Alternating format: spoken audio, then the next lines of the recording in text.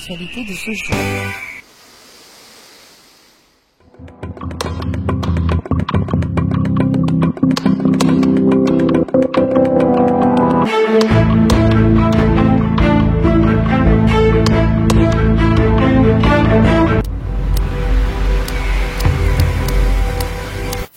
Bonjour à tous et à toutes, voici le journal de la semaine en provenance de Haïti, présenté par Louis Michelet sur radiofrancecaraïbe.com.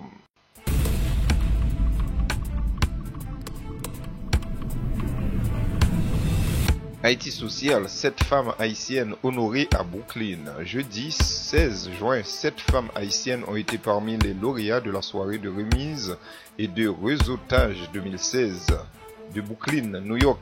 Le prix Stars Under 40 reconnaît les jeunes professionnels pour les compétences en leadership remarquables dans leur domaine et dans leur communauté. Les lauréats de la soirée ont également reçu des citations pour leur travail acharné et leur dévouement. Madame Victoria Schnips, copropriétaire de Schnips Communication et Star Réseau, a déclaré: ces personnes fabuleuses ont eu un tel succès parce qu'elles ont une passion pour ce qu'elles font.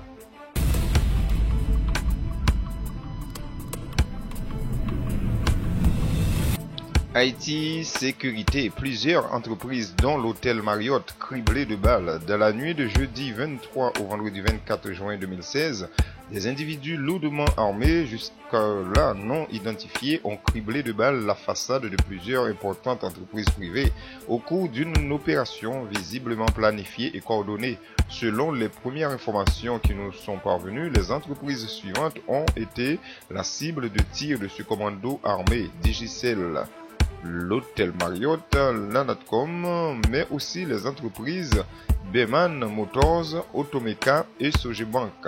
Aucun blessé n'a été rapporté et les auteurs et les raisons de ces attaques sont à l'heure actuellement inconnus. Par ailleurs, plusieurs vols et actes de vandalisme ont également été signalés sans que l'on sache s'il s'agit des mêmes individus. Et enfin, une rencontre d'urgence a eu lieu entre Michel-Ange Gédéon, le directeur général de la police nationale d'Haïti, et les responsables des commissariats de l'Ouest sur ces attaques.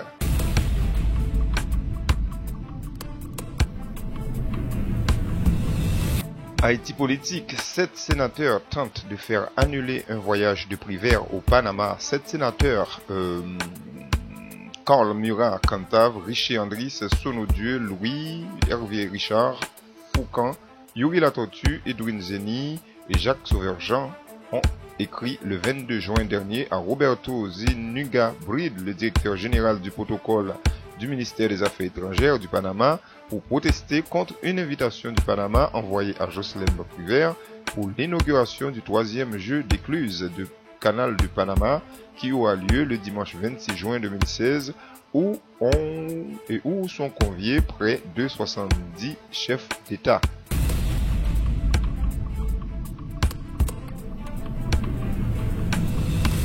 Haïti Économie, les Sri Lankais vont s'implanter en Haïti. Mercredi, lors d'une réception organisée par la Société nationale des parcs industriels Sonapi, Sharda Améléan, le vice-président de la Mars Holdings, un conglomérat sri-lankais spécialisé dans la confection de vêtements et lingerie, 1,2 milliard de chiffre d'affaires présent dans 15 pays, a annoncé l'implantation prochaine d'usines au parc industriel de Caracol. Philippe Debrousse, directeur général de la Sonapi, et Nonce Zéphir, le président de la Chambre de commerce du Nord, se sont réjouis de cette annonce d'investissement en Haïti. Une date de démarrage des activités de la Mass Holding sera annoncée après la finalisation de quelques formalités d'usage en Haïti.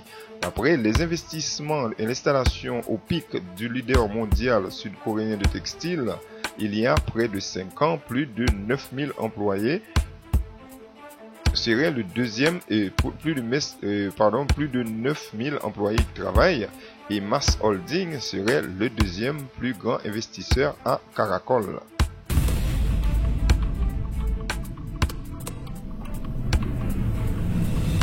Haïti Éducation, examen du bac J-1 pour 207 247 candidats à partir de lundi et jusqu'au 30 juin.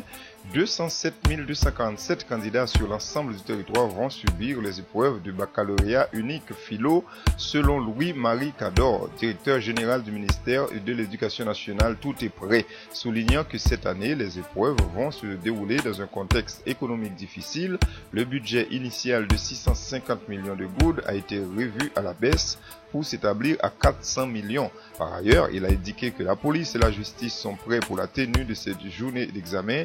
Les candidats sont invités à ne pas se présenter dans les centres d'examen avec un téléphone portable et une calculatrice programmable, entre autres. Ils sont aussi appelés à se présenter en tenue décente, uniforme recommandé, et à respecter les horaires pour le déroulement des épreuves qui débuteront lundi matin avec l'épreuve en philo.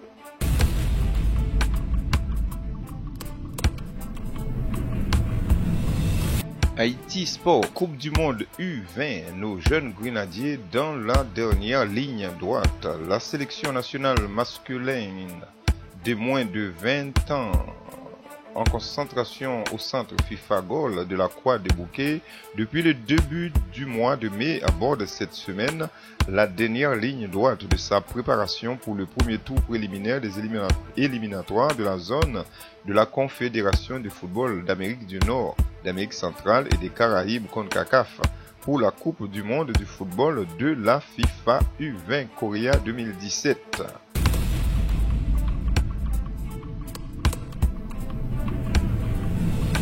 Haïti élection, Wyclef Jean soutient Jude Célestin. Vendredi, la star internationale de hip-hop d'origine haïtienne Wyclef Jean a annoncé sur les réseaux sociaux son soutien à Jude Célestin, candidat à la présidence sous la bannière de la Ligue alternative pour le progrès et l'émancipation haïtienne. La paix pour le premier tour le 9 octobre prochain. Jude Célestin a déjà mon vote pour les présidentielles en octobre. Je supporte le prochain président. Jude Célestin déjà gain vote PAM non pour le président Haïti dans l'élection yo a fait dans mois octobre là, a écrit Wyclef Jean sur son compte Twitter. En réponse, Jude Célestin a écrit: merci Wyclef Jean pour votre endossement de notre vision d'une Haïti prospère où les possibilités seront disponibles à tous.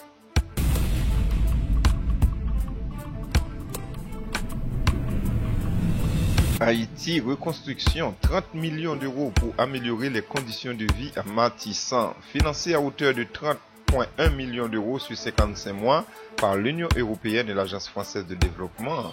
Le programme d'aménagement intégré des quartiers informels de Port-au-Prince vise l'amélioration des conditions de vie de population de Matissan et baille le go en facilitant la reconstruction des infrastructures, équipements et habitations détruits par le séisme de janvier 2010 dans ces deux quartiers sous la maîtrise d'ouvrage est assurée par l'unité de construction de logements et de bâtiments publics UCLBP. Débuté en mars 2013, ce programme comprend 3 composantes principales: la rénovation urbaine, l'appui au renforcement des institutions responsables de l'aménagement urbain et l'appui au comité interministériel d'aménagement du territoire CIAT. 2 opérateurs accompagnent l'ULCBP dans la mise en œuvre des recommandations de schéma d'aménagement de 2 quartiers, la Fondation Connaissance et Liberté Focale à Matissan et le groupe de recherche et d'échange technologique GRET à Baïgo.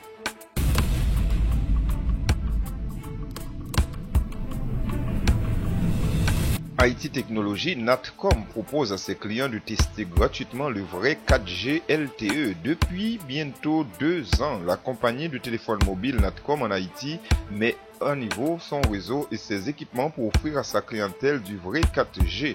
Toutefois, l'organe régulateur des communications en Haïti, le Conseil national des télécommunications Conatel, n'ayant pas encore accordé de licence 4G en Haïti, la Natcom n'a reçu qu'une autorisation de test couvrant 6 zones métropolitaines: Delma, Pétionville, Centre-Ville, Carrefour, Tabar et Plaine du Cul-de-Sac.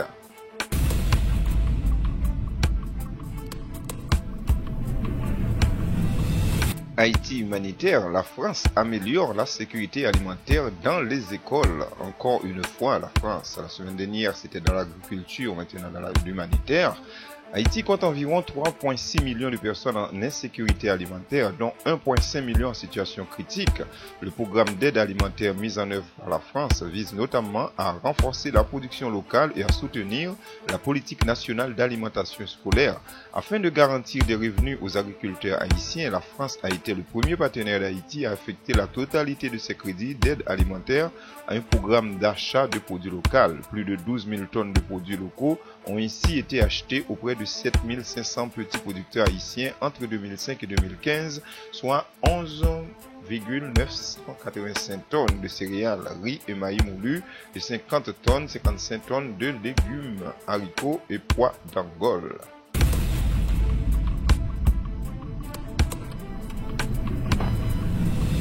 Et enfin, quelques zappings en politique. Monsieur André Michel, mécontent, la lettre envoyée par 7 sénateurs au responsable du protocole du ministère des Affaires étrangères du Panama, l'informant que Jocelyn Prévert n'était plus président provisoire d'Haïti depuis le 14 février dernier et qu'il ne pouvait pas être invité à l'inauguration du canal du Panama au titre de président d'Haïti, a fait vivement réagir André Michel. Monsieur Michel estime que cette correspondance antipatriotique, antinationaliste et avilissante pour les institutions républicaines et le Sénat de la République en particulier, déclarant ce n'est pas possible. La bataille politique a ses limites. On ne demande pas à un gouvernement étranger d'humilier un compatriote, quel que soit le degré de désaccord politique. Et enfin, trop de candidats en dépit de la réduction du nombre de candidats à la présidentielle, 27 au 25 au 27 au lieu de 54 lors de l'élection présidentielle du 25 octobre 2015, le sénateur Andris Richer estime que c'est une honte de voir autant de candidats dont la plupart sont inconnus de la population et qui persistent dans l'erreur, alors qu'ils savent très bien que l'électorat leur a tourné le dos lors du premier tour annulé et poursuivant. Quand on participe à une élection présidentielle pour récolter autour de 1000 voix, on devrait abandonner au lieu de confirmer sa candidature. Scholzer Chancy rêve de collègues à la hauteur. Scholzer Chancy, le président de la Chambre basse concernant la séance en Assemblée nationale du mardi 28 juin, a dit espérer que ses collègues se montreront à la hauteur de leurs tâches afin de tenir une séance dans la sérénité. Et le ministère du Tourisme discute enfin de son prochain budget. Les cadres de conseil et de direction du ministère du Tourisme et des Industries créatives ont eu des échanges cette semaine autour du projet de loi de finances 2016-2017. Cette importante réunion a été animée par le ministre Didier Hippolyte en présence des membres de son cabinet et Maryse Noël, la directrice générale du ministère.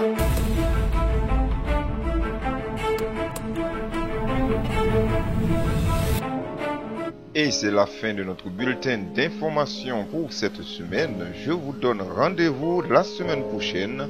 Toujours restez branchés sur radiofrancecaraïbe.com. Merci et à la semaine prochaine.